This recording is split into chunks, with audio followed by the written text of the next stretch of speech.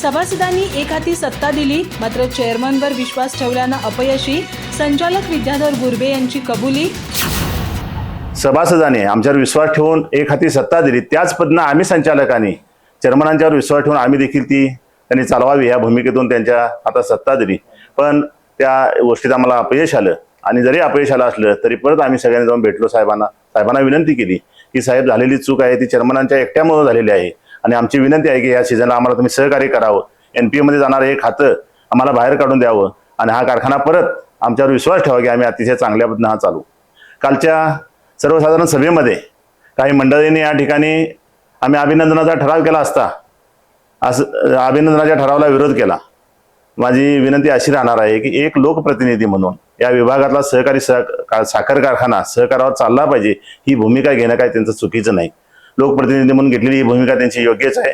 साहेब, तुम्ही जी भूमिका घेतलात त्या भूमिकेला न्याय द्यायची भूमिका आम्ही सर्वजण संचालक मंडळ या ठिकाणी घेऊ आणि आता जे का आपण कर्ज उपलब्ध करून दिला त्या कर्जाच्या माध्यमातून या ठिकाणी या कारखान्याचे जे घटक आहेत त्यामध्ये कारखान्याचे कामगार असतील, तो कारखाना जर सुरळीत आतलं काम करायचं असेल तर कामगार खुश राहिले म्हणून या ठिकाणी 5 पगार या ठिकाणी आम्ही पहिल्या टप्प्यात दिले आहेत. त्याचबरोबर या कारखान्याची ऊस तोडणी उडणी आली पाहिजेत या भूमिकेतून 5 लाख प्रमाणे या ठिकाणी सर्व ऊस वाहतूकदारांना या ठिकाणी आपण 5 लाखाप्रमाणे ॲडव्हान्स दिला आहे. त्याचबरोबर लवकरच या ठिकाणी दसरा झाल्या त्या ठिकाणी त्यांना कमिशन देखील द्यायची भूमिका आमची सर्व संचालक मंडळाची आहे.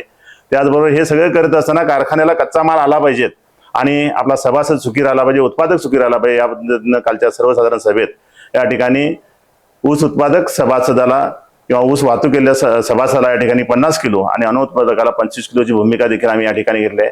कालची सभा जर बघितलात तर अतिशय आतापर्यंतच्या सभामध्ये उत्साहामध्ये सभा ही या ठिकाणी पार पडली आहे. अतिशय एकमतानं सर्व ऊस उत्पादक सभासदांनी या ठिकाणी आमच्या या सर्वच कामाला पाठिंबा दिला आहे. त्यामुळे या ठिकाणी जो अभिनंदनाचा ठराव आहे तो अगदी 100% सर्वच लोकांनी मुसरी साहेबांचा अभिनंदनाचा ठराव लोकप्रतिनिधी म्हणून मंजूर केलेला आहे असं मला वाटतं.